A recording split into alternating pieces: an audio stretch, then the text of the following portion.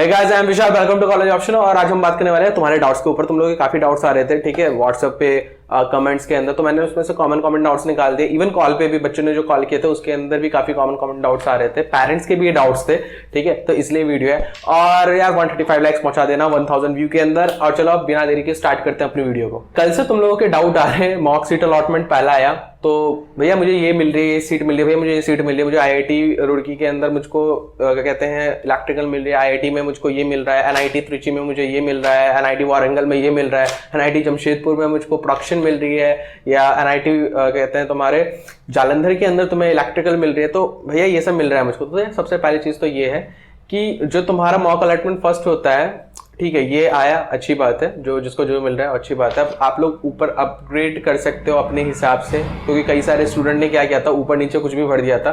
तो यार देखो, जब भरते हो ना तो अपने इंटरेस्ट के हिसाब से भरो कि एक्चुअल में तुम्हें उस ब्रांच के बारे में कुछ पता भी है कि उसका स्कोप क्या है, फ्यूचर में नहीं है। तो एक बार अपनी खुद की रिसर्च करो और फिर उसको फिल करना होता है। दूसरी चीज यार, तुम्हारा क्वेश्चन ये रहता है कि भैया क्या यही सीट हमें मिलेगी? यार देखो, ये सीट इसके ऊपर भी मिल सकती है, नीचे डाउनग्रेड भी हो सकती है, क्योंकि मॉक सीट अलॉटमेंट फर्स्ट जो होता है वो कभी भी पूरा सही नहीं होता है। मॉक का मतलब क्या होता है? एक मॉक एग्जाम होता है। तुम लोगों का क्या होता है उसका मतलब कि भाई आपका आईआईटी का एग्जाम है, उससे पहले मॉक एग्जाम है, नहीं इस तरीके से कुछ मिलता जुलता कुछ बनेगा। तो इसी तरीके से मॉक अलॉटमेंट है। जितने बच्चों ने अभी तक रजिस्टर किया, जैसे 1,68,000 की, यानी 1,67,000 समथिंग है, तो वो हम लोग 1,68,000 मान के चलते हैं। इतने बच्चों ने 12 तारीख तक रजिस्टर कर दिया था, चॉइस फिल कर चुके थे, ठीक है। तो उतने स्टूडेंट्स के बीच में आपका मॉक अलॉटमेंट आया। और लास्ट ईयर के साथ देखें तो लास्ट ईयर से 1,05,000 या 1,08,000 के अप्रोक्सीमेटली स्टूडेंट्स ने किया था। इस बार ज्यादा बच्चे पार्टिसिपेट ले रहे हैं इसके अंदर, ठीक है। इसके अंदर काफी कुछ चीजें निकल के आई है कि भैया ईडब्ल्यूएस, काफी बच्चों ने बोला कि उनका ईडब्ल्यूएस जो कैटेगरी का था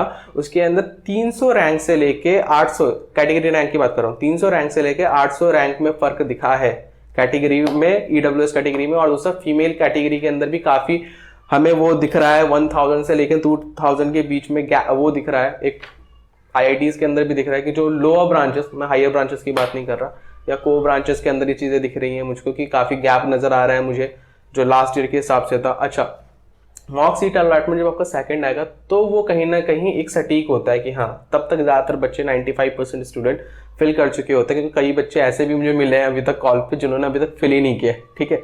तो वो अब जाके फिल करने बैठे, तो लाइक दैट। और उनकी कईयों की है ना रैंक बहुत अच्छी है। फिर दूसरा डाउट आता है यार, ईडब्ल्यू सर्टिफिकेट की स्टेट गवर्नमेंट या सेंट्रल गवर्नमेंट, ठीक है, कौन सा वाला? तो देखो यार, सेंट्रल गवर्नमेंट वाला चलता है। अब सेंट्रल गवर्नमेंट है या स्टेट गवर्नमेंट, ये कैसे पता चलेगा? देखो यार, अगर तुम कहीं से भी बनवा रहे हो ना, तो उसमें ये नहीं होता कि गवर्नमेंट ऑफ इंडिया नहीं लिखा रहता कि वो सेंट्रल गवर्नमेंट का है ना, उसमें लिखा रहेगा। आप उत्तर प्रदेश से बना रहे हो तो गवर्नमेंट ऑफ उत्तर प्रदेश, या राजस्थान से बना रहे हो तो राजस्थान का है। वहां पे क्या होता है, आप देख सकते हो फॉर्मेट, ठीक है।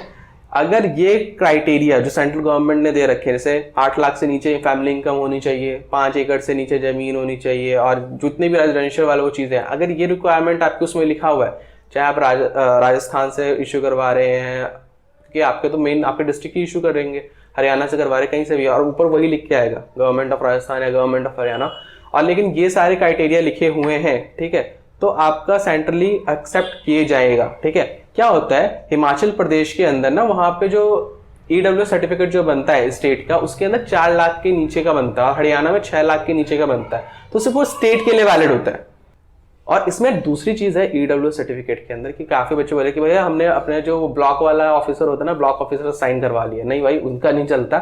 यहाँ पे आपको कोई अच्छे यानी तहसीलदार या एसडीएम ऑफिस में जाके आपको साइन करवाने होते हैं, डीएम के साइन यानी कलेक्टर के साइन चाहिए होते हैं आपके ईडब्ल्यू सर्टिफिकेट पे। सो आपको वहां से करवाएंगे तभी जाके वो कोई वैलिड होता है, सेंट्रली एक्सेप्ट किया जाएगा जोशा के अंदर, वरना आपका वो सिर्फ स्टेट में किया जाएगा। जो ब्लॉक वाले ऑफिसर करते हैं ना, और सिर्फ आपका फिर स्टेट के लिए रह गया, ठीक है। तो इस चीज को देख लेना कि कहां से साइन करवा रहे हो। मोस्ट कॉमन डाउट था एससी एसटी स्टूडेंट्स का कैटेगरी कास्ट का कि भैया हमारा सेंट्रल कास्ट कैसे बनेगा। तो देखो यार, उसमें कुछ नया कुछ बनाना नहीं होता। अगर आपका सेंट्रल लिस्ट के अंदर है आपकी कास्ट, आप जो चेक करेंगे, ठीक है, तो अगर आपकी जो कास्ट है अगर वो सेंट्रल लिस्ट में गवर्नमेंट ऑफ इंडिया की तरफ से भी है तो आपका यानी सेंट्रली एक्सेप्टेड है, ठीक है। और बार बार एससी एसटी कास्ट को नहीं बनाना पड़ता उनको, ठीक है। ओबीसी कास्ट का क्या होता है, ओबीसी कास्ट में ना वो हर साल रिन्यू करवाना होता है। रिन्यूअल मतलब पूरा वापस से कास्ट सर्टिफिकेट नहीं बनवाना, आपको एनसीएल बनवाना होता है, that is non creamy layer बनता है उनका अलग से, ठीक है। और वो उसके अंदर भी है ना एक सेंट्रल और स्टेट वाला सीन आता है। तो यार देखो सेंट्रल और स्टेट की काफी, हाँ इससे एक और चीज याद आई मुझको कि काफी बच्चे बोले थे भैया मेरा ईडब्ल्यू सर्टिफिकेट वैसा नहीं है जैसा उसमें है जोशा फॉर्मेट में, या ओबीसी वैसा नहीं है, SC ST वाला वैसा नहीं है। यार उससे ज्यादा फर्क नहीं पड़ता, अगर वो है तो that is well and good, अगर वो नहीं है तो अगर आपका जो उसके अंदर पूछा गया है उस कास्ट के अंदर जो फॉर्मेट दिया गया है वहां पे जो भी रेजोल्यूशंस वगैरह लिखी हुई है और वो चीज जो इन्फॉर्मेशन है वो सेम इन्फॉर्मेशन अगर आपका जो भी आपके स्टेट ने अलग फॉर्मेट भी बना के दिया है लेकिन वही सेम इन्फॉर्मेशन वो चीज बता पा रही है तो आपका वो एक्सेप्टेड है, ठीक है। अगर वो नहीं बता पाएगी सेम इन्फॉर्मेशन सेंट्रली तो वो एक्सेप्टेड इतना नहीं होता है, ठीक है। ये चीज आप अभी से क्लियर रखें इस चीज को। फिर काफी बच्चे की भैया मेडिकल सर्टिफिकेट यार ऑलरेडी तुम्हारा जो बिजनेस रूल आया था ना उसी के अंदर एनेक्सर 7 करके दे रखा है, लास्ट का 3rd पेज होगा, ये तो जाके उसको प्रिंट आउट निकाल लो, उसको सबको देना है, ओके सारे बच्चों को देना है मेडिकल सर्टिफिकेट।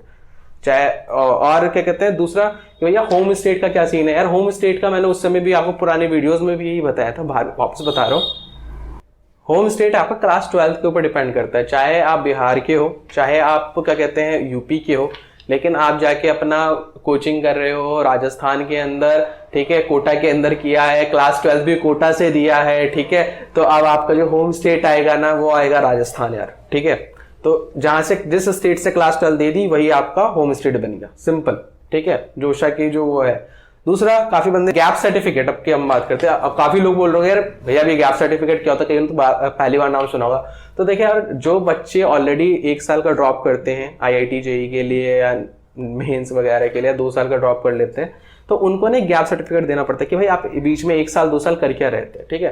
तो वो एक स्टैम्प पेपर में आपको देना पड़ता है, नहीं तो आप ना SDM के बाहर भी जाएंगे ना, जो आपका डिस्ट्रिक्ट मजिस्ट्रेट का ऑफिस होता है उसके बाहर भी जाओगे तो क्या कहते हैं वो लॉयर्स वगैरह बैठे रहते हैं ना, एडवोकेट्स वगैरह, वो आपको बना के दे देंगे एक एफिडेविट। हर जगह का अलग अलग कॉस्ट होता है, कुछ 150 का बनाते हैं, लेकिन ऐसे स्टैम्प ड्यूटी देख लीजिए कितने का है, कुछ 10 का होता है या 20 या 50 के आसपास का कुछ स्टैम्प ड्यूटी लगती है उसके अंदर, वो आपको एडवोकेट बता देगा वहां पे, और बाकी जो भी आपकी नोटरी वगैरह बना के आपको दे देगा, ठीक है। वो बस एडमिशन के टाइम पे आपको चाहिए होगा तो वो वहां पे बन जाता है कि ठीक है बच्चा 1 साल तक अपना प्रिपरेशन कर रहा था तो वो गैप सर्टिफिकेट आराम से बन जाता है, वो 1 दिन के अंदर आपका बन के तैयार हो जाएगा। अब एक बहुत कॉमन डाउट कि भैया लोअर ब्रांचेस को ले या हायर ब्रांचेस को ले, यानी लोअर ब्रांचेस ले NIT जमशेदपुर में जैसे प्रोडक्शन इंडस्ट्रियल ले, या हम लोग क्या कहते हैं माइनिंग वगैरह ले ले NIT जालंधर में या सूरत, यानी कहीं पे ले ले टॉप के NITs में, या हम लोग क्या कहते हैं जो ट्रिपल ITs वगैरह मिल रही है CS या EC ब्रांच हम वहां पे जाए, न्यू ट्रिपल ITs जैसे ट्रिपल IT वडोदरा है, ट्रिपल IT पुणे है, कोटा है, इसमें जाना चाहिए नहीं। देखो यार सबसे पहले तो ये आपके ऊपर डिपेंड करता है कि आपका मेन इंटरेस्ट क्या है। किसी को इंटरेस्ट नहीं पता और सिर्फ वो देखना चाहता है अरे भाई CS में प्लेसमेंट बहुत अच्छी आ रही है, देखो बहुत कम लोगों की जाती है। सबसे पहले तो हाईएस्ट पैकेज 40 लाख का है ना, वो मोह माया है, ठीक है। मोह माया क्यों बोल रहा हूं मैं, क्योंकि वो है ना झूठ है एक तरीके से। 40 लाख किसी के हाथ में मिलता नहीं है, बेस सैलरी 13 लाख या 14 लाख ही होती है, ओके।